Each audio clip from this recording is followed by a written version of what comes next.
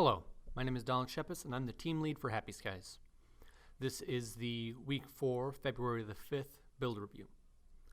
So for the most part, we're going to be working on implementing some GUI concepts we have to replace these buttons on the main screen, make it look more like pins on a map, so that way it matches our style. Now as we get into the game, for the most part, no major changes to our main gameplay scene. But we are working on some things that will be a lot more radically different in the future. So here we're in a test scene to show off the very beginnings of the parallax that we're throwing into the game. So something that's very important when you're dealing with large monuments and things like that is the fact that the background moves away slower than the foreground. So we're going to go over to China so that way you can see this is a very low-level implementation. We don't have things set very far from one another just by the way our old assets were built.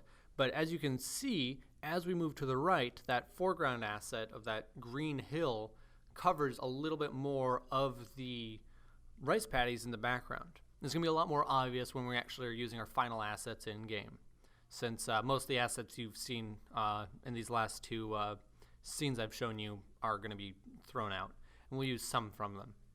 I'll go ahead and show you some of the new tiling backgrounds that we have that we're going to start using, since we've made the change into randomly generating our scenes instead of handcrafting the entire world. So here you can see our tiling backgrounds. So up top you can actually see we've got a tile that transitions from grass to stone to grass. Here you can see as I duplicate the mountain background, everything tiles seamlessly. So that way, if we want, we can have up to 4 backgrounds of the same style go past as we deal with foreground assets. So here, this is a foreground, or this is a grass asset, and then a grass to stone transition, a stone background, and then a stone to grass transition. So we're going to have transitions for each one of these areas, so that way we can go from grass to sea to whatever, and have landmarks pop up in whatever order they should.